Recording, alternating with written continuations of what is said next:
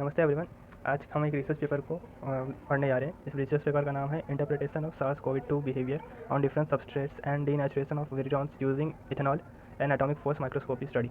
तो बेसिकली यहाँ पे हम आज SARS-CoV-2 जो वायरस है उसका बिहेवियर स्टडी करने वाले हैं दो सबस्ट्रेट यानी दो सतहों पर। पहला सतह रहेगा हमारा TCP और दूसरा रहेगा ग्लास, और उसके बाद हम उसका SARS-CoV-2 का बिहेवियर या फिर डीनेचुरेशन स्टडी करेंगे जब हम उसके अंदर इसके ऊपर इथेनॉल डालेंगे। तो इथेनॉल डालने का प्रभाव क्या पड़ता है ये SARS-CoV-2 पे, वो आज हम स्टडी करने वाले हैं। और ये सब पूरी चीज़ को स्टडी करने के लिए हम एटॉमिक फोर्स माइक्रोस्कोपी का यूज़ करेंगे।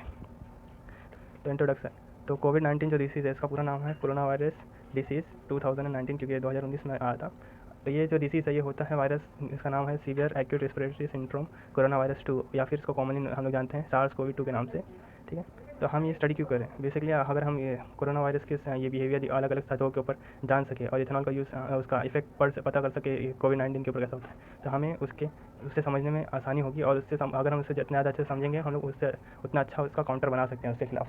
तो इसलिए हम ये स्टडी कर रहे हैं।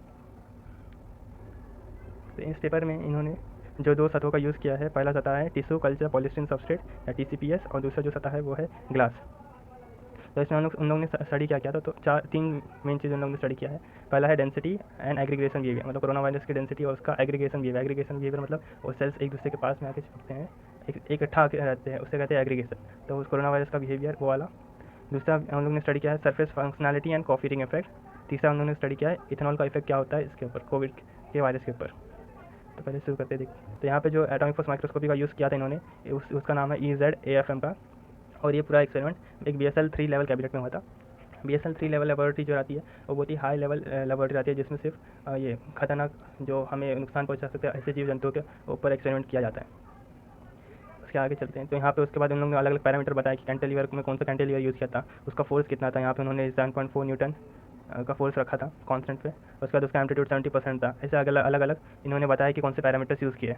उसके बाद उन्होंने कहा है कि हमने जब एक्सपेरिमेंट खत्म हो गया था उसके बाद 5% NaOCl सोल्यूशन से पूरा सरफेस साफ़ किया था, ताकि कोई भी कोरोना वायरस हमें बचा ना रहे और उससे कोई नया इन्फेक्शन होने के चांसेस ना रहे। इसके बाद इन्होंने कहा कि जब हम इसका इमेज का एनालिसिस के लिए उन्होंने इमेज एनालाइजर सॉफ्टवेयर का यूज़ किया था, और उन्होंने कोई फिल्टर या स्मूथनिंग फिल्टर नहीं लगाया था। तो जहाँ यहाँ जो भी इमेजेस आपको दिखेंगी वो सीधा AFM द्वारा निकाली गई इमेज है, रियल इमेजेस।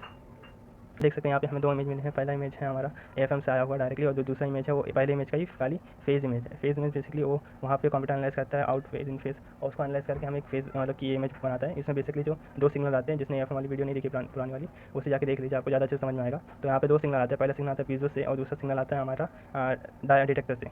तो दोनों जो सिग्नल आते हैं उन दोनों के बीच का जो टाइम डिफरेंस आता है उसे हम कहते हैं फेज़ लैग। उसको एनालाइज करके हमारा जो कंप्यूटर आता है वो हमें फेज़ इमेज देता है। तो आप देख सकते हैं पहले इमेज से कंपेयर में दूसरा इमेज काफ़ी अच्छा दिखाई दे रहा है। आप दूसरे इमेज को अच्छे से देखेंगे तो वहाँ पे हमें ये भी दिखेंगे, मतलब कि कुछ हमें ग्रेडियंट दिखेंगे, मतलब कि ये कॉन्ट्रास्ट ग्रेडियंट दिखेंगे। वो ग्रेडियंट टिप इफेक्ट की वजह से हो सकता है। तो बेसिकली टिप इफेक्ट क्या आता है? तो नॉर्मली हमारा जो AFM में हम जो टिप यूज़ करते हैं वो वन एटम ठीक रहता है, लेकिन कभी कभी वो उतना ठीक नहीं रहता है, मतलब कि उससे 2 एटम 3 एटम ठीक, मतलब इतना पतला नहीं रहता है, थोड़ा वाइड हो जाता है वो टिप। तो क्या होता है यहाँ पे आप देख सकते हैं, अगर नीचे कोई ऑब्जेक्ट है और आपका टिप मोटा है तो कैसा वो उस ऑब्जेक्ट के ऊपर से ही चले जाएगा, थोड़ा दूर से ही चले जाएगा। और इससे अगर कोई नैरो वैली आती है तो वो टिप वैली के अंदर जाने के बजाय ऊपर से निकल जाएगा। तो इसकी वजह से हमें इतना अच्छा वो नहीं मिलता, इमेजिंग नहीं मिलता, एज़ कम्पेयर टू अगर हमारे पास टिप हमारा पतला है तो ये वो ऑब्जेक्ट के एकदम करीब से जाके निकलता, तो हमें बेटर रेजोल्यूशन मिलता है। सिमिलरली हमें अगर वैली आई तो वो टिप वैली के अंदर जाके निकल सकता है, तो हमें क्लियरली पता चलता है कि वहाँ पे एक वैली है। हम जैसे मोटे टिप में हमें वो नहीं पता चलता क्योंकि ऊपर से निकल जाता है, लेकिन पतली वाली में हमें पता चलता है। तो यही है कि अगर आपका टिप पतला है ज़्यादा तो आपको रेजोल्यूशन बाद में अच्छा मिलेगा। तो यहाँ पे जो ग्रेडियंट है फेस ग्रेडियंट, तो उन्होंने कंक्लूड किया वो हो सकता है टिप की वजह से, टिप इफेक्ट की वजह से हो, उनका टिप इतना मतलब पतला नहीं हो कि उन्हें प्रॉपर रेजोल्यूशन दे पाए। तो सबसे पहले चीज़ उन्होंने जो मेज़र किया है हमारे जो सतह पे, तो उन्होंने सबसे पहले चीज़ जो मेज़र किया है वो है हाइट मेजरमेंट। तो उन्होंने मेज़र किया कि जो SARS-CoV-2 वायरस है इसका हाइट कितना रहता है हमारे नॉर्मल TCPS सबस्ट्रेट पे या और ग्लास सबस्ट्रेट पे। तो इन दोनों हाइट मेजर करते हुए इन्होंने दो चीज़ का ख्याल रखा था। उन्होंने नोटिस किया कि हो सकता है कि AFM की टिप की वजह से जब ये स्कैनिंग हो रहा हो तब हो सकता है कोई वायरस के ऊपर जब AFM टिप पड़े तो उस वायरस मतलब कि नीचे चल गया है, क्योंकि उसका ये कंप्रेशन हो सकता है अपना टिप की वजह से। तो उन्होंने ये ध्यान में रखा था। दूसरा क्या रखा था कि जब हम वहाँ पे स्लाइड पे हम कोई भी जब हम वायरस को फिक्स कर रहे होते हैं तो हम वहाँ पे एक वायरस उठा के नहीं रखते स्लाइड पे, हम एक पूरा लेयर बनाते हैं, ठीक है, और वो लेयर को फिर वॉश करते हैं ताकि हमें खाली जो लास्ट में सबसे पतली लेयर मिल जाए जिसे हम स्कैन कर सकें। तो क्या होता है कहीं अक्सर कि वायरस के साथ साथ कई दूसरी चीज़ भी मतलब कि वहाँ वायरस के साथ मतलब कि सतह पे मौजूद रहते हैं, जैसे कार्बोहाइड्रेट पार्टिकल्स हो गए या फिर लिपिड पार्टिकल्स हो गए। इन्हें हम नॉर्मली बायो प्रोडक्ट लेयर बोलते हैं, ठीक है। तो उन्होंने ये मतलब कि बायो प्रोडक्ट लेयर बोलते हैं या फिर रेसिडुअल बायो प्रोडक्ट भी बोलते हैं। तो उन्होंने ये कंसिडर किया कि हो सकता है वहाँ पे एक रेसिडुअल बायो प्रोडक्ट का लेयर हो सकता है। तो अब ये दोनों चीज़ को ओवरकम कैसे करते हो हमें देखना है आगे। तो यहाँ पे वो बायो प्रोडक्ट लेयर को ओवरकम करने के लिए एक टेक्निक का यूज़ करते हैं, इसका नाम है नैनो सेविंग। तो बेसिकली क्या करते हैं आप यहाँ पे देख सकते हैं, यहाँ जो ऑरेंज पार्ट में वो कोरोना वायरस है और जो ग्रीन पार्ट है वो है हमारा बायो प्रोडक्ट लेयर, ठीक है। तो वो AFM का टिप जो रहता है उसी की मदद से एक मतलब कि एक एरिया चूज़ करते हैं और उसको स्क्रैच करते हैं। स्क्रैच करने की वजह से वो एरिया सेव्ड हो जाता है, तो उसे हम नैनो सेव्ड एरिया बोलते हैं। फिर वहाँ पर हम अपना टिप डालते हैं और वहाँ से स्कैनिंग करते हैं। स्कैनिंग करते हैं तो यहाँ पे आप देख सकते हैं जो ब्लैक रीजन है वो नैनो सेव रीजन है और यहाँ से डायरेक्शन बता रहा है। तो ये डॉटेड लाइन्स है, यहाँ से स्कैनिंग स्टार्ट करके left hand side to right hand side हमारा जा रहा है स्कैनिंग। तो ऊपर आप ग्राफ भी देख सकते हैं, तो जैसे जैसे ये राइट हैंड साइड जाता है हमारा, तो आप देखेंगे जो नैनो सेव रीजन था ब्लैक कलर में उसको 0 रखा है, और जैसे जैसे राइट की तरफ बढ़ता है तो वो टिप का हाइट बढ़ने ऊपर जाता है, तो उसकी वजह से हमारा ग्राफ भी ऊपर जाता है और उसके बाद वो नीचे आता है और एक लेयर पर स्थिर हो जाता है। तो वो जो लेयर पे स्थिर होता है हमें पता चलता है क्योंकि वो जो हमारा नैनो सेव रीजन और यहाँ पे जो रीजन स्थिर हुआ है, तो ये दोनों बीच का डिफरेंस जो रहेगा वो हम कंक्लूड करते हैं कि हमारा बायो प्रोडक्ट का लेयर आता है। तो यहाँ पे जो आप देख सकते हैं ये करीबन 31 नैनोमीटर पे इसका स्थिर हुआ है काटा, और हम यहाँ पे भी डायग्राम में भी देख सकते हैं जो बायो प्रोडक्ट लेयर था वो करीबन 31 नैनोमीटर का था। तो इसी से कंक्लूड उन्होंने किया कि हमारा बायो प्रोडक्ट लेयर 31 नैनोमीटर का है। तो जो भी उन्होंने हाइट निकाली थी बाद में उसमें उन्होंने ये वाली हाइट 31 नैनोमीटर की एक्स्ट्रा ऐड कर दी, अपनी फाइनल हाइट बताई उस सब रिजल्ट में। अब जब ये टिक्चर उन्होंने ये नैनो सेव किया था तो उन्होंने एक ये भी नोटिस किया कि उन्होंने ये रिकमेंड किया कि हो सकता है कि हमारा जो टिप है वो कंटामिनेटेड हो जाए, क्योंकि नैनो सेव जो रीजन है हो सकता है वो टिप के ऊपर ही अभी चिपक गया हो। तो ये पॉसिबिलिटी एक थी, लेकिन उन्होंने ये बाद में देखा कि वो पॉसिबिलिटी होने के बावजूद जो हम ये इनको ये स्कैनिंग इमेजिंग मिल रही थी वो काफ़ी क्लियर थी, उसका रेजोल्यूशन काफ़ी अच्छा था। तो उन्होंने कंक्लूड किया कि भले ही अगर टिप में वो कंटामिनेटेड भी हो गया हो, लेकिन क्योंकि वो इमेजिंग अच्छी आ रही है तो उन्होंने उसी टिप को यूज़ किया और टिप चेंज नहीं किया। और यहाँ पे उस हाइट का आप रिजल्ट देख सकते हैं। तो इन्होंने जो एरिया चूज़ किया था स्कैनिंग के लिए वो 2.5 मिलीमीटर का एरिया था। आप देख सकते हैं जो ग्लास का सतह था उस पर सबसे कम जो हाइट थी वो 39 नैनोमीटर की थी और सबसे ज़्यादा हाइट जो थी वो 59 नैनोमीटर की थी, 50 नैनोमीटर की थी। सिमिलरली जो TCPS सरफेस था वहाँ पर सबसे कम हाइट जो थी 45 नैनोमीटर की थी और जो सबसे बड़ी हाइट थी वायरस की वो थी 71 नैनोमीटर। तो उन्होंने देखा कि TCPS में मतलब कि हाइट ज़्यादा आ रही है, तो उन्होंने कहा कि हो सकता है ये हाइट एग्रीगेट की वजह से हो जाए, मतलब कि 2-3 सेल्स हो सकता है TCPS में सेल्स एक दूसरे के साथ चिपक गए हों जिसकी वजह से ज़्यादा हाइट दिखा रही है। तो उन्होंने क्या किया, उन्होंने वापस स्कैन एक ऐसा वायरस ढूंढा जो अकेला हो, एक ऐसा वायरस जो अकेला हो, और उसके बाद उन्होंने उसका अकेले का स्कैन लिया तो उन्हें TCPS पे, तो उन्होंने देखा कि वायरस का हाइट आता है 66 नैनोमीटर, जो कि मतलब कि हमारे ये जो TCPS के बाकी के जो हाइट रेंज था उसमें ही आता है। क्योंकि आप ये ग्राफ देख सकते हैं, यहाँ जो ब्लू कलर का है वो ग्लास सबस्ट्रेट की हाइट में है और जो ऑरेंज कलर का है वो TCPS का है। तो जो TCPS में थे सबसे ज़्यादा रेंज कहाँ पे आ रहे थे हमारे 66 से 67 नैनोमीटर लंबे वायरसेस के। तो क्योंकि हमने जो इंडिविजुअल ये वायरस का स्कैन किया वो 66 नैनोमीटर पे आ रहा था, उन्होंने कंक्लूड किया कि वो कोई स्कैनिंग में प्रॉब्लम नहीं है, TCPS में वायरसेस की हाइट लंबे ही है। अब उन्होंने एक्सप्लेन कैसे किया कि ये TCPS की हाइट यहाँ पे लंबे क्यों है। तो TCPS का फुल फॉर्म ये है टिश्यू कल्चर पॉलिएस्टर सबस्ट्रेट। तो बेसिकली ये सबस्ट्रेट हम टिश्यू कल्चरिंग में यूज़ करते हैं। तो ग्लास के कंपेरिजन में ये कल्चर बायोलॉजिकल पार्टिकल्स के लिए बहुत ही ज़्यादा बायो फ्रेंडली है। तो उन्होंने यही कंक्लूड किया, उन्होंने कहा कि क्योंकि TCPS हो सकता है वायरस की तरफ ज़्यादा बायो फ्रेंडली हो, इसकी वजह से वायरस को इतना ज़्यादा ये अफेक्ट ना किया हो उनके स्ट्रक्चर को, जबकि ग्लास इतना ज़्यादा फ्रेंडली नहीं है, इतना फ्रेंडली सबस्ट्रेट नहीं है। तो हो सकता है उसके ग्लास की वजह से वायरस के स्ट्रक्चर पर कुछ असर पड़ा हो। अब हाइट हो गया, उसके बाद उन्होंने जो स्टडी किया था वो था डेंसिटी। तो आप यहाँ देख सकते हैं, यहाँ पे उन्होंने 5 मिलीमीटर का एरिया स्टडी किया है दोनों पे। तो TCPS में कुल उनको 153 वायरस पार्टिकल्स मिले थे, जबकि ग्लास के ऊपर केवल 39 पार्टिकल्स मिले थे। तो TCPS में जो ये पार्टिकल्स थे वो 4 टाइम ज़्यादा थे ग्लास के कंपेयर में। इसको इन्होंने एक्सप्लेन किया, उन्होंने कहा कि वायरस एक बायोलॉजिकल पार्टिकल है और उसके सरफेस के ऊपर अलग अलग ये स्ट्रक्चर्स है, बायोलॉजिकल स्ट्रक्चर रह सकते हैं, जैसे कार्बोहाइड्रेट व प्रोटीन्स और ये सब, पर्टिकुलरली प्रोटीन्स। तो उन्होंने कहा जो प्रोटीन्स है हो सकता है वो TCPS के एक मतलब कि क्योंकि TCPS एक बायोलॉजिकल सबस्ट्रेट है और उसके टिश्यू कल्चर में यूज़ होता है, तो उसके अंदर काफ़ी ऐसे एजेंट्स हैं जो इंटरैक्ट कर सकते हैं प्रोटीन से। तो उन्होंने कंक्लूड किया कि हो सकता है कि TCPS में कुछ ऐसे एजेंट्स हैं जो SARS-CoV-2 से इंटरैक्ट करते हैं, उनके प्रोटीन से इंटरैक्ट करता है, और जिसके कारण वर्ष कि जब वॉशिंग का प्रोसेस करना, बेसिकली जब हम स्लाइड के ऊपर सोल्यूशन डालते हैं और उसके बाद हम उसके ऊपर पानी या फिर दूसरा कोई सॉल्वेंट रन करते हैं ताकि जो एक्स्ट्रा सोल्यूशन है वो ग्लास के ऊपर से हट जाए, ताकि जब हम स्कैन करें कुछ हमें प्रॉब्लम ना मिले, हम पतला से पतला लेयर चाहते हैं। तो उन्होंने कंक्लूड किया क्योंकि TCPS के अंदर ज़्यादा एक्टिव ये है एजेंट्स है जो प्रोटीन से रिएक्ट कर सकते हैं SARS-CoV-2 के, तो उसके कारण बहुत सारे जो वॉशिंग प्रोसेस में बहुत सारे वायरस वॉश नहीं हुए और उस पर चिपके रह गए। इसके कारण हमें ज़्यादा काउंट देखने मिलता है TCPS में, जबकि ग्लास में ऐसा कोई एजेंट्स नहीं थे जो उसके प्रोटीन से बाइंड करे या फिर ये इंटरैक्ट करे, इसलिए वॉशिंग प्रोसेस में हो सकता है ग्लास के ऊपर से ज़्यादा वायरस पार्टिकल्स हट गए। तो SARS-CoV-2 का जो एग्रीगेशन बिहेवियर है उसके बाद उन्होंने वो स्टडी किया, तो उन्होंने नॉर्मली देखा कि जो TCPS है उस पर जो हमारा वायरस पार्टिकल है वो ज़्यादा डेंस है। अच्छा, मैं ऊपर ये बताना भूल गया, आप यहाँ पे इमेज में देख सकते हैं AFM का इमेजिंग है। तो यहाँ पे जो पहला इमेजिंग है TCPS का है और दूसरा इमेज जो है ग्लास सबस्ट्रेट का है। तो TCPS में जो डॉट्स आपको दिख रहे हैं वाइट वो हमारे वायरस पार्टिकल्स है। सिमिलरली जो ग्लास के ऊपर डॉट्स दिख रहे हैं वो भी वायरस पार्टिकल्स है। आप खुद देख सकते हैं TCPS में वो लगभग 4 टाइम्स ज़्यादा डॉट्स हैं जब कंपेयर टू B1। अब आते हैं हम सेल एग्रीगेशन बिहेवियर को स्टडी करते हैं। तो बेसिकली जब उन्होंने स्टडी किया सेल एग्रीगेशन बिहेवियर इसका SARS-CoV का इसके कंपेयर में दोनों सतह पे, तो उन्होंने देखा कि जो TCPS में है उसकी डेंसिटी ज़्यादा थी और उस पर उन्होंने डाइमर्स और ट्राइमर्स या टेट्रामर्स या मल्टीमर्स बना रहे थे। तो आप ये देख सकते हैं ये जो बी इमेज है TCPS है, आपको ये बड़े बड़े जो वाइट कलर्स के ये दिख रहे स्ट्रक्चर, ये बेसिकली मल्टीमर्स है हमारे कोविड वायरस पार्टिकल्स के। तो यहाँ पे वायरस एक दूसरे के साथ जुड़े हुए हैं और बड़े स्ट्रक्चर्स बना रहे हैं। वैसे उसके विपरीत अब हम जब ग्लास के ऊपर देखते हैं तो वहाँ पे हमें ज़्यादातर सब सिंगल पार्टिकल्स दिखते हैं और एक दो ही हमें डाइमर फॉर्मेशन दिखते हैं। तो हमें ज़्यादा कोई एग्रीगेशन नहीं मिला ग्लास सबस्ट्रेट में और ज़्यादा एग्रीगेशन था हमारे TCPS सबस्ट्रेट में। उसके बाद उन्होंने ये एक्सप्लेन कैसे किया, तो उन्होंने कहा जैसे पहले उन्होंने कहा था कि हो सकता है TCPS के पास क्योंकि बायोलॉजिकल एक्टिव एजेंट्स हैं जो प्रोटीन से इंटरैक्ट कर सकते हैं और ये सब ग्लास के पास नहीं है। तो हो सकता है वॉशिंग के टाइम में जो ग्लास के ऊपर टेट्रामर्स डाइमर्स बड़े बड़े जो कोविड के ये एग्रीगेट्स बने थे वो वॉशिंग के टाइम धुल गए होंगे और बह गए होंगे, जबकि हमारे TCPS में कुछ ऐसे मतलब कि एजेंट्स हैं जो उनके प्रोटीन से इंटरैक्ट करके उन्हें वहाँ पे एक स्थिरता दी होगी और वहाँ पे बनाए रखा होगा और वॉशिंग में वो बह नहीं गए।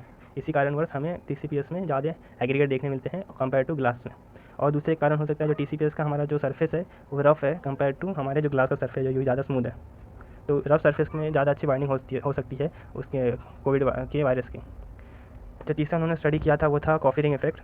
बेसिकली क्या होता है, यहाँ पे उन्होंने क्या किया था, एक सोल्यूशन का एक ड्रॉप उठाया था और उसे ड्रॉप कास्ट किया था, मतलब उसे सबस्ट्रेट के ऊपर बस गिरा दिया था। तो आप देख सकते हैं यहाँ पे जो ये ड्रॉप वाइज हम सबस्ट्रेट के ऊपर कुछ ये डाल रहे हैं, सोल्यूशन डाल रहे हैं और उसके बाद उसको छोड़ दिया था ताकि नॉर्मली इवेपोरेट हो। तो धीरे धीरे वो इवेपोरेट होता है और वहाँ से जो सोल्यूशन में से तरल निकल जाता है और जो लास्ट में बचता है वो हमारा सॉल्यूट बचता है। ठीक है, अब ये दो तरीके से हो सकता है। आप यहाँ पे देख सकते हैं मॉडल हमारा ड्रॉप है। तो यहाँ पे पहला तरीका है इसका constant contact angle evaporation. Constant contact angle evaporation में क्या होता है कि एंगल ऑफ कॉन्टैक्ट जो रहता है वो सेम होता है इवेपोरेशन के दौरान और उसका साइज़ कम होता है। जैसे जैसे उसमें से तरल वेपराइज होगा वैसे वैसे उसका एरिया कम होते जाएगा। तो आप यहाँ देख सकते हैं एंगल ऑफ कॉन्टैक्ट सेम है लेकिन एरिया कम हो गया है। और दूसरा जो तरीका है वो है कांस्टेंट कॉन्टैक्ट एरिया इवेपोरेशन। यहाँ पे जो एरिया है उसका ड्रॉप का वो सेम रहता है लेकिन उसका एंगल ऑफ कॉन्टैक्ट चेंज होते जाता है जैसे जैसे वो तरल वहाँ से इवेपोरेट होता है। तो आप देख सकते हैं जैसे जैसे यहाँ पे इवेपोरेट हो रहा है तो एरिया सेम है लेकिन एंगल ऑफ कॉन्टैक्ट चेंज होते जा रहा है। तो उन्होंने क्या पाया कि दोनों ही सतह पे हमारे TCPS और ग्लास के ऊपर दोनों जगह पे ही हमें कांस्टेंट कॉन्टैक्ट एरिया इवेपोरेशन देखने मिलता है, यानी ये दूसरा वाला। और इस दूसरे वाले जो ये कांस्टेंट कॉन्टैक्ट एरिया इवेपोरेशन है इसकी स्पेशलिटी है ये हमें कॉफी रिंग इफेक्ट देता है। तो कॉफी रिंग इफेक्ट होता क्या है हम उसके बारे में पढ़ लेते हैं थोड़ा। तो हमें कांस्टेंट कॉन्टैक्ट एरिया इवेपोरेशन में कॉफी रिंग इफेक्ट देखने मिलता है। और कॉफी रिंग इफेक्ट की स्पेशलिटी है बेसिकली क्या रहता है, यहाँ पे जब हम कोई भी ड्रॉप किसी सबस्ट्रेट पर डालते हैं और वो कांस्टेंट कॉन्टैक्ट एरिया इवेपोरेशन में जाता है तो वहाँ पे क्या होता है कि जो इवेपोरेशन है वो जो ड्रॉप है उसके किनारों से होता है ज़्यादा। तो किनारों से ज़्यादा इवेपोरेशन होता है एज़ कम्पेयर टू मिडल। तो जो नेट मूवमेंट रहता है हमारा पानी का या तरल का ड्रॉप के अंदर वो बीच की तरफ से किनारों की तरफ जाता है। तो बीच से किनारों की तरफ का ये तरल का नेट मूवमेंट आता है। तो उसके कारण वजह से क्या होता है जो भी सॉल्यूट्स आते हैं वो बीच से हट के किनारों की तरफ जाकर डिपॉजिट होने लगते हैं, जमा होने लगते हैं। तो जब इवेपोरेशन एकदम तरल पूरा सूख जाता है तो सॉल्यूट्स क्योंकि किनारों पर जमे रहते हैं तो हमें कॉफी रिंग जैसा स्ट्रक्चर देखने मिलता है। तो हमें दोनों सर्फेसेस में ऐसे स्ट्रक्चर देखने मिला। अब ये जो कॉफी रिंग जो रहता है इसमें 3 जोन्स आते हैं। जो पहला जोन रहता है वो बाहर की तरफ वाला आउटर जोन रहता है, उसे जोन 1 कहते हैं, जहाँ पे हमारा ज़्यादातर सॉल्यूट्स आके डिपॉजिट हुए हैं। यहाँ पे इस केस में ज़्यादातर वायरस जाके वहाँ पे डिपॉजिट हुए थे जोन 1 में। जोन 2 में मतलब क्योंकि वो नेट मूवमेंट की वजह से उस तरफ तो गए थे लेकिन पूरा पहुँचे नहीं थे एकदम किनारे में, तो ये बीच वाला जोन रहता है, ना मिडल में ना एकदम किनारे में। तो यहाँ पे भी हमें अच्छा खासा ये वायरन पार्टिकल देखने मिलते हैं लेकिन इतने ज़्यादा नहीं देखने मिलते जितना हमें जोन 1 में देखने मिलता है। और जोन 3 एकदम मिडल का पार्ट है कि यहाँ से ज़्यादातर पार्टिकल्स हट चुके हैं, तो यहाँ पे बहुत ही कम पार्टिकल्स हमें देखने मिलते हैं। आप यहाँ पे देख सकते हैं यहाँ पे कॉफी रिंग इफेक्ट यहाँ पे दिखाया गया है। ये जो पहला डायग्राम है वहाँ पे कॉफी रिंग इफेक्ट दिखाया गया है और जो दूसरा इमेज है वहाँ पे एक पर्टिकुलर वायरस के पार्टिकल के ऊपर जूम किया है और उसे बताया गया है। अब जो फाइनल लोग का जो बिहेवियर स्टडी है वो है स्टडी इफेक्ट ऑफ इथेनॉल और 80% इथेनॉल ऑन SARS-CoV-2। तो इस स्टडी में बेसिकली इन्होंने 80% इथाइल अल्कोहल का यूज़ किया है हमारे उस SARS-CoV-2 के ऊपर और देखा है कि क्या 80% इथेनॉल उसे कम्प्लीटली डीनेचर या इनएक्टिवेट कर सकता है कि नहीं। तो जो 80% इथेनॉल है आपने सुना ही होगा सैनिटाइज़र के बारे में, तो सैनिटाइज़र में बेसिकली वही रहता है अलग 80% या फिर 75% या 70% अल्कोहल सोल्यूशन आते हैं जो हमारे वायरस पार्टिकल्स को मारने में काम आता है। यहाँ पे उन्होंने 80% इथेनॉल का यूज़ किया है स्टडी करने के लिए। तो उन्होंने स्टडी कैसे किया, उन्होंने दोनों सतह लिए और उसके ऊपर दोनों के ऊपर 5 ml 80% ethyl alcohol drop cast किया, मतलब ड्रॉप वाइज ऊपर दोनों के डाला है और उसके बाद उसको ओवरनाइट रख दिया है। ओवरनाइट मतलब 24 घंटे के लिए छोड़ दिया था और उसके बाद अगले दिन उसका वापस स्कैनिंग किया और वहाँ पे चेंजेस देखे। तो उन्होंने क्या देखा कि ज़्यादातर ये एक्सक्यूज़ मी,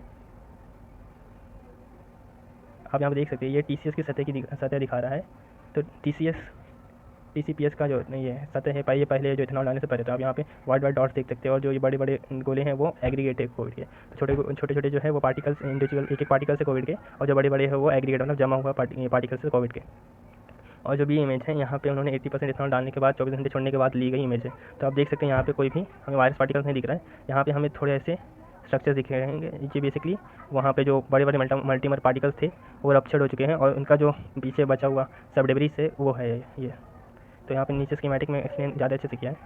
अब यहाँ पे देख सकते हैं, यहाँ पे जो ये डायग्राम है ये कोविड का पार्टिकल था जो अल्कोहल से रप्चर्ड हो चुका है, और ये जो सेकंड इमेज है वो पहले वाले का फेज इमेज है। तो यहाँ पे क्या हुआ है वो स्कीमेटिकली यहाँ बताया कि यहाँ पे कोविड का जो वायरस था उसके ऊपर 80% इथेनॉल आया, और इसकी वजह से वो फूल चुका है, जिसकी वजह से उसके अंदर के कंटेंट बहुत ही मतलब फैल चुके हैं। तो इसकी वजह से हमारा जो डायग्राम आता है वो कुछ इस तरीके आता है। अगर याद रखिए, अगर पूरा ये वायरस आता तो हमारा डायग्राम जाता था, पहले वो स्ट्रेट लाइन जाता था, फिर ऊपर जाता था, और उसके बाद वो नीचे आता था। लेकिन क्योंकि ये फूट चुका है तो यहाँ पे कोई इसका पर्टिकुलर हाइट नहीं है, तो इसलिए हमारा डायग्राम ऊपर नीचे जा रहा है। ये ऊपर नीचे इस डेब्रिस की वजह से हो रहा है जो वहाँ पे अभी बची है। वो तो हो चुकी बात हमारे TCPS की। यहाँ पे जो ग्लास सबस्ट्रेट है उन्होंने देखा कि ग्लास सबस्ट्रेट में वो वायरस का जो स्ट्रक्चर था वो डिफॉर्म हुआ था, मतलब वो चेंज जरूर हुआ था, लेकिन वो इनएक्टिवेट हुआ है वायरस की नहीं। वो ये कम्प्लीटली पूरी तरीके से श्योर नहीं थे उस बारे में। वो कंफर्मली बता नहीं सकते थे कि वायरस अभी काम करेगा कि नहीं। इतना कंफर्म था कि उसका वायरस के स्ट्रक्चर के ऊपर इथेनॉल का इफेक्ट जरूर पड़ा था अपना ग्लास सरफेस के पे। तो इस पूरे रिसर्च पेपर से उन्होंने कंक्लूड क्या किया, तो पहला तो कंक्लूजन था कि हम एटॉमिक फोर्स माइक्रोस्कोपी का यूज़ कर सकते हैं हमारे सार्स कोविड के बिहेवियर को स्टडी करने के लिए ऑन डिफरेंट सबस्ट्रेट या अलग अलग सतहों पे। दूसरा उन्होंने ये कंक्लूड किया कि हमारा जो TCPS है उसमें ज़्यादा डेंस कॉलोनीज बन रहे थे कंपेयर टू ग्लास। तीसरा क्या किया उन्होंने कंक्लूड किया कि हमारा जो TCPS है वो ज़्यादा बायोफ्रेंडली स्ट्रक्चर है, इसलिए उन्होंने TCPS में 4 गुना ज़्यादा कॉलोनीज मिले, कॉलोनीज गलत शब्द है, 4 गुना ज़्यादा पार्टिकल्स मिले हमारे वायरस के as compared to glass substrate. चौथा उन्होंने देखा कि वायरन का डिपोजिशन दोनों ही सतहों पे कॉफरिंग इफेक्ट देता है। उसके बाद उन्होंने कंक्लूड किया कि जो हमारा ये TCPS जो सतह है उस पर हमें मल्टीमर देखने मिले थे। मल्टीमर मतलब कि बहुत सारे 5-6 से ज़्यादा सेल्स एक साथ आके जुड़ रहे थे हम, तो उन्होंने ये बिहेवियर देखा TCPS में। फिर हाइट के बारे में बताया उन्होंने कहा, तो TCPS में जो हाइट था SARS-CoV-2 के वायरस का वो था 62 से 67 नैनोमीटर ऑन एवरेज, जबकि ग्लास के ऊपर उसका हाइट था 42 से 47 नैनोमीटर इन एवरेज। फाइनली उन्होंने इफेक्ट ऑफ इथेनॉल बताया दोनों सतहों पर। उन्होंने कहा कि TCPS में वो कम्प्लीटली रप्चर कर देता है, और ये ग्लास सतह पर वो डिफॉर्म करता है, लेकिन वो कम्प्लीटली इनएक्टिवेट करता है वायरस को कि नहीं, वो कंक्लूड करना ये पॉसिबल नहीं था उस टाइम पे। तो इसी के साथ हमारा पेपर ख़त्म होता है। आपको अगर रेफरेंस के लिए आप ये यूज़ कर सकते हैं, इसका लिंक मैं इस पेपर का लिंक मैं डिस्क्रिप्शन में दे दूँगा। आपको अगर खुद जाके पढ़ना है तो आप खुद भी जाके उसे पढ़ सकते हैं। यहाँ तक सुनने के लिए आप सबका धन्यवाद।